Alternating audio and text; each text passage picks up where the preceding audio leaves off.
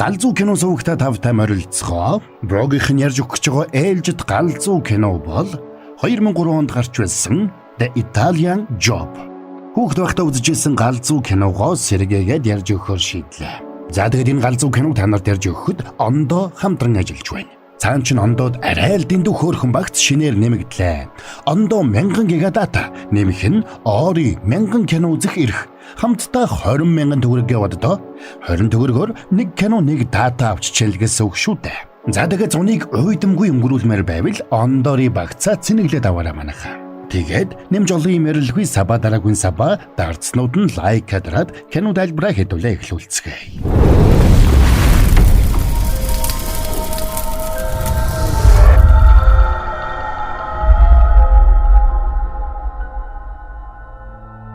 Саяхан шоронгоос суллагдсан Джон Брижер Италийн Венец хотоос охин Стелларуугаа залгаж байгаагаар кино эхэлнэ.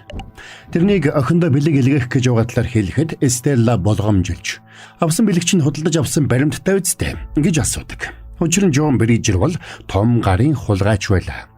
За ингээ ярилцах зураа Джон зорьсон газараа ирсэн учраас утсаа тасалдаг. Учир нь тэнд Джоны багийнхан буюу хамтрагчд нь ирсэн байна. Тэд бол тесрэх бөмбөгийн мэрэгжилтэн зүүн чих хочид Гиллиган, шилдэг жолооч царайлаг хочид Роб, чадварлаг хакер Лайл, овжин хулгайч Стив Фразели болон Джон Брижерийн гарын шав Сеф Нэгч, багийн ахлагч Чарли Крокернер байна. Тэдний удаад нэгэн байшинд хадгалагдаж байгаа том төмөр Сефнес 35 сая долларын үн бүхий алтан голдмайнуудыг хулгайлахаар төлөвлөсөн байж. Тэгээд тэд төлөвлөгөөнийхөө дагуу Сефийг хадгалж байгаа давхрын шалан доор тесрэх бөмбөг байрлуулад дэлбэлж Сефийг доош унгаадаг. Үүнтэй зэрэгцээд царайлаг Роб, Лайл хоёр усан дунсан Сефтэй яг адил Сеф ачсан мотортой завар тэр байшингаас зогтож явдахад тэднийг Венец хотын цагдаа болон хамгаалтын албаныхан мотортой завар мөшгөж хөөж эхэллээ. Тэр хоёр зогтох бүх замаа сайтар төлөвлөсөн учраас цагдаа нараас амжилттай зогтож чаддаг. За харин үүнтэй зэрэгцээд усан доор Чарли Джон хоёр жинхэнэ Сефийг сэмхэн онгойлгож дотор нь байсан алтан голдмайнуудыг амжилттай хулгайлж чадна. Ингээд томоохон ажиллагааг амжилттай зохион байгуулсан Джон Брижер, Чарли Крокер хоёр залуусынхаа хамтар Альпийн нурууны нэгэн оргил дээр баяраа тэмдэглэцгээж байлаа. Джон энэ том ажиллагааг төгс төлөвлөсөн Чарлид баяр хүргэж хамтдаа хундаг өргөцгөлөө. Тэгээд тэд тус тусын хувиа хэрхэн үрэх гэж байгаа талаар ярилцаж, бие биенээ явуулж инээлдэж байгаад хөдөлцгөөлөө. Гэвч тэднийг нэг гүр дав хуяар урдаас нь буутай залуус гарч ирээд замыг нь хаадаг. Роб тэндээс самбаачилж зогтох гэсэн боловч Стив гинэт буу гаргаж ирээд робот тулгаж тэрнийг зогтох аргагүй болгоно. За ингээд Стивийн залуус машинд атсан алтнуудыг зөөж эхлэх үед ууралсан Джон машинаасаа буух гэсэн боловч Стив тэрэнд ч бас буу тулгаж машинаас буухыг нь хориглолоо. Джон хариуд нь энэ бүхний дараа бид чамайг хаанаас ч олно шүү дээ гэж хэлэхэд хариуд нь Стив Джоныг өчиггүй буудаж орхидог. Стив тэднийг бүгдийг нь алхаар нэгэн шийдсэн болохыг ойлгосон Роб зориг гаргаж машинаараа гүүрний хашилгыг мөргөж машинтайгаа хамтдаа шунцгаадаг. Тэгээд тэд машинтайгаа мөсцсөн голын ус руу живж орхилоо. Тэднийг найдвартай зүйл дуусгахын тулд Стив араас нь зогсоо зайгүй буудсан ч ямар нэг хүн амьд үлдсэн гих шинж тэмдэг байсангүй. Аз улхад тэдний машин дотор хүчил төрөгчийн аппарат байсан учраас тэд Стив болон тэрний залуусыг явах хүртэл усан дор нуугдаж чаддаг. Ингээд тэд голын ирэг дээр 9 минут гарч ирсэн ч Джон Стивд буудуулж аль хэдийн амьсгал хураасан байлаа. Джонд төрсөн эцэг шиг ханддаг Чарли үүнд хамгийн ихээр харуулсан гашуудна. Тэр цагаас хойш нэг жил өнгөрчээ. Филадельфи хот.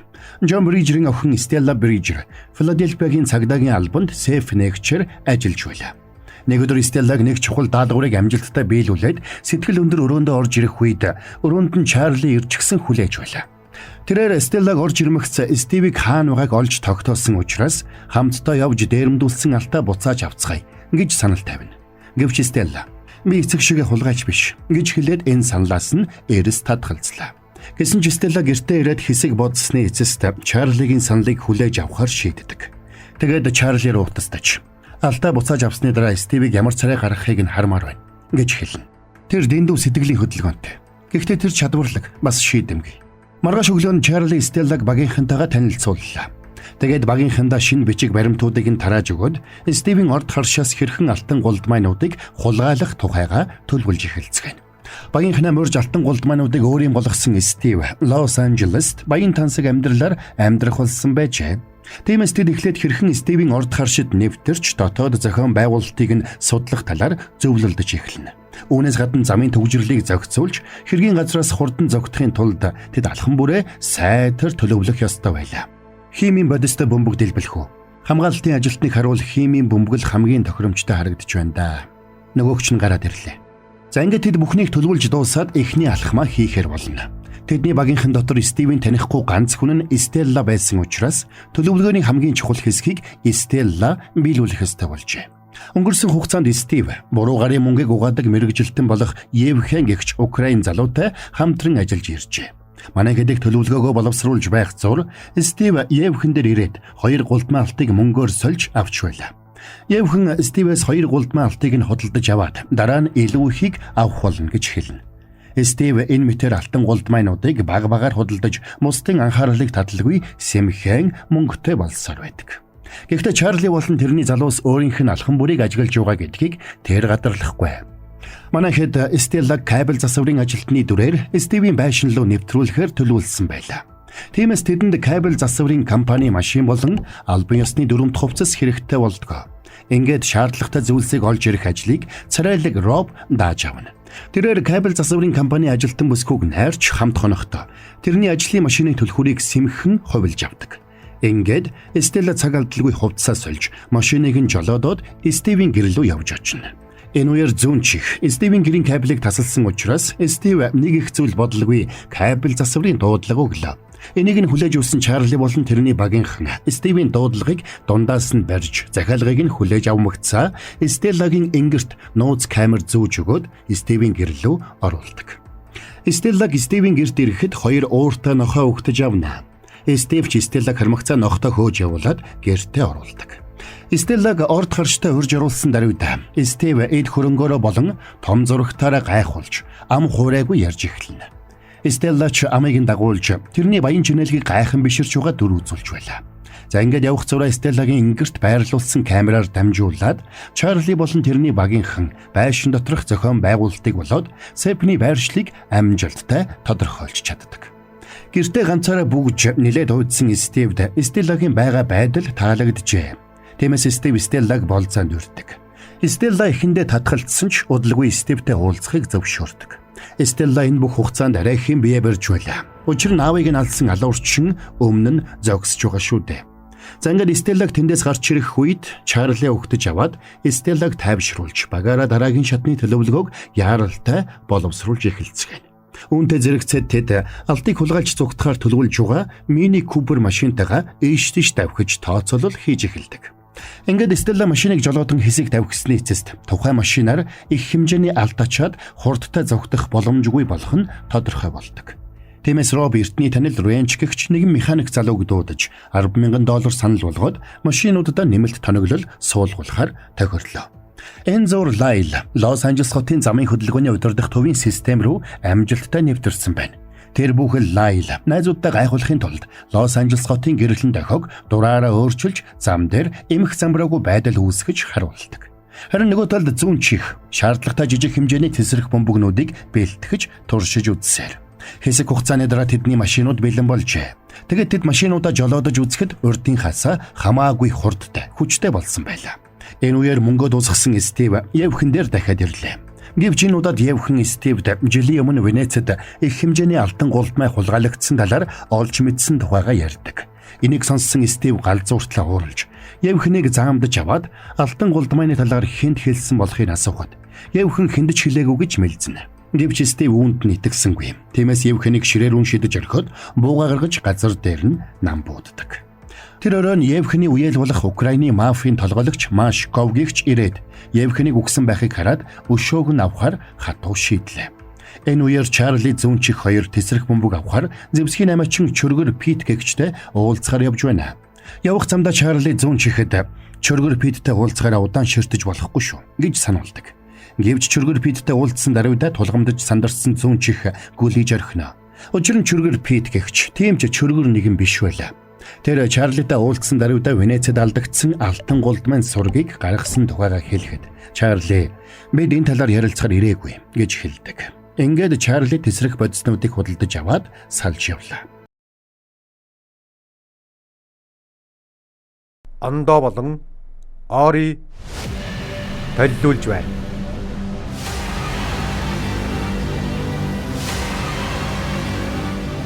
Ондори 5 дугаар сарын 26-наас бүх төхөөрөмжөөр. Маргааш нь Машков төмрийн хаягдл цуглуулах цэг дээр ирээд Евхний ажилтнуудын нэгийг байцааж эхлэхэд цаадах нь том биетэй, урт үстэй, биеэрээ дүүрэн шивэстэй нэг нөхөр алтан голдмын асууж Евхэнтэй уулзаж байсныг харсан тухайга хэлдэг. Хиний тухай ярьж байгааг ойлгосон Украиний мафийнхан тэр дөрөө чөргөр Питийн гэрт хурч ирцгэн. Ингээд Питийн гэрт ирсэн даруйдаа Машков тэрнээс алтан голдмын талаар болоод Евхний хүлдэ холбоотой эсхийг нь байцааж эхэлдэг.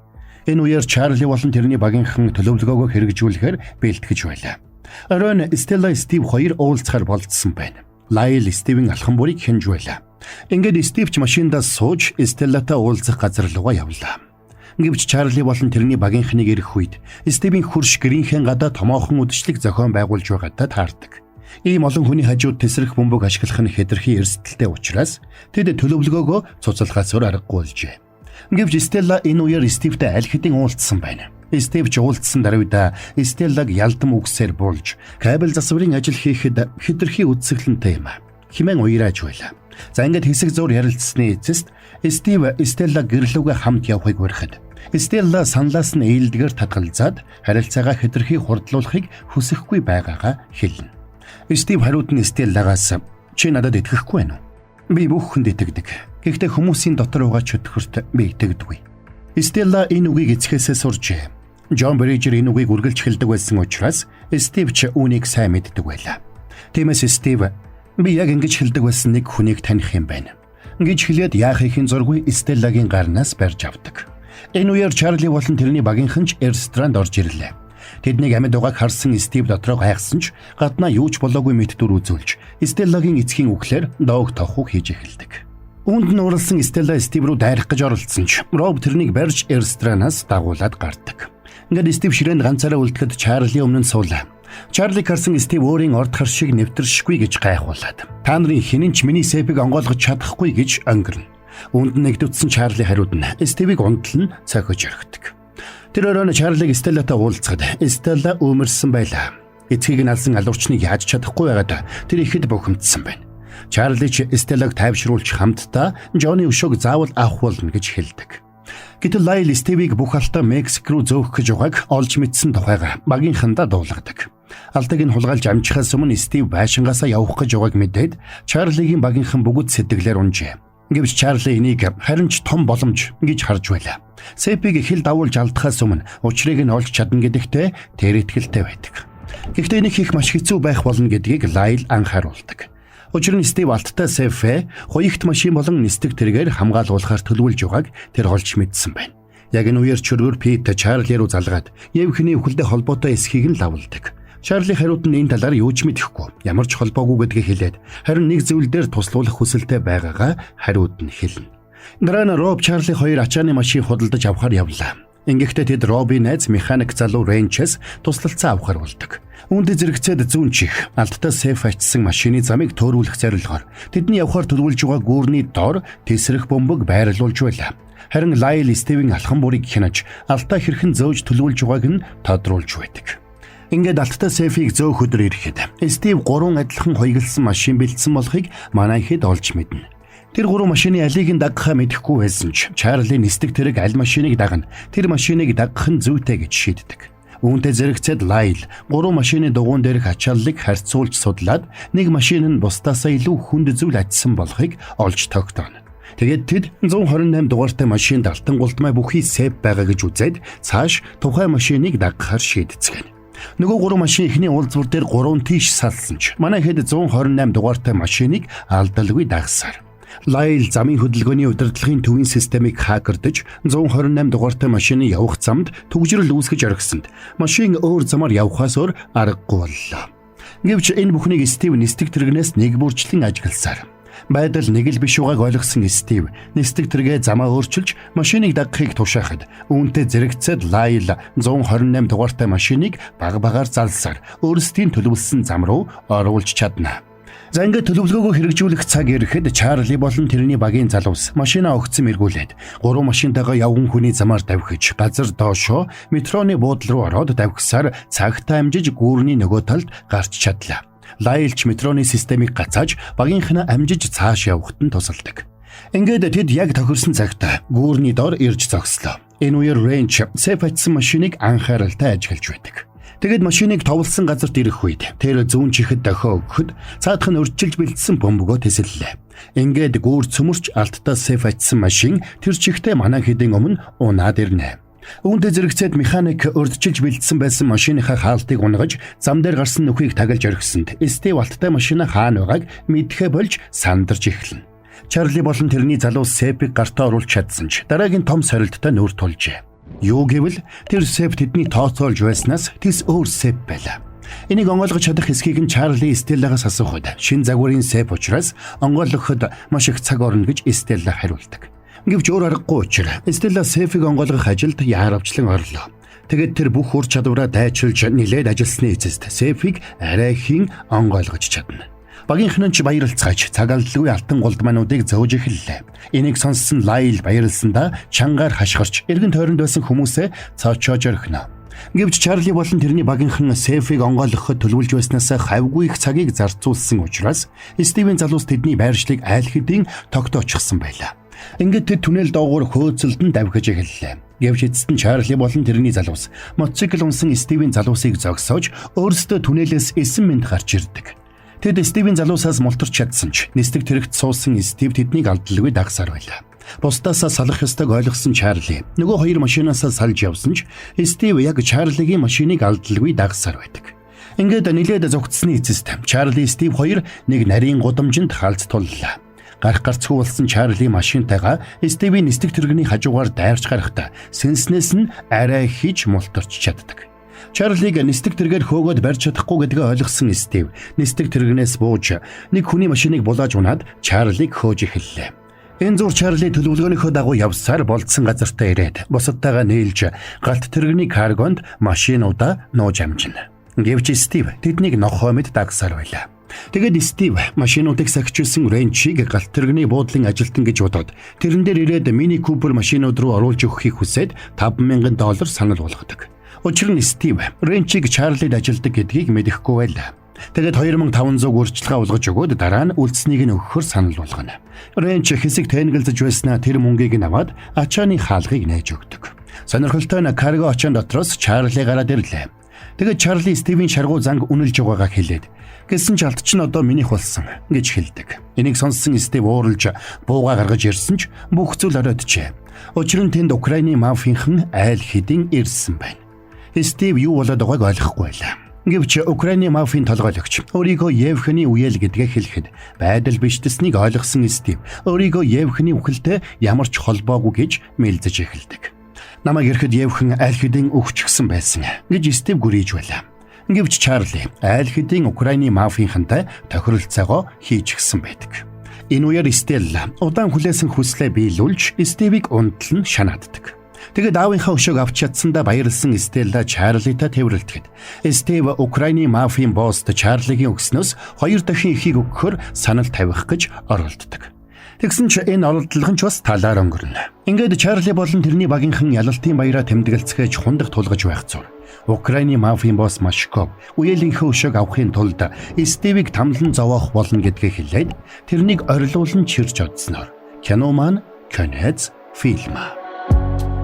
Зэнд хүрээд бас нэгэн галзуу киноны тайлбар маань дуусч байна. Галзуу кино гэж. Тэр нь Брогийнхэн тайлбар таалагдсан бол яах вүлээ? Дараагүй юмнуудаа дарцгаан шүү дээ. Тэгээ хүсвэл комент бичиж сэтгэлдээ хуваалцаарай. За тэгээд энэ галзуу киног та нарт ярьж өгөхөд ондоо хамтран ажиллалаа.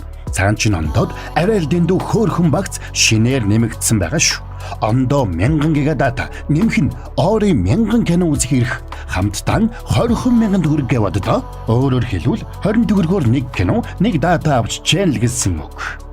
Зуныг уйдамгүй өнгөрүүлмээр байвал ондоорыг багцаад сэнэглээд авцгаагаарай. За тэгээд манайх хэдүүлээ нэх удахгүй дараагийн бас нэгэн галзуу киноны тайлбараар эргээд уулзцгаая.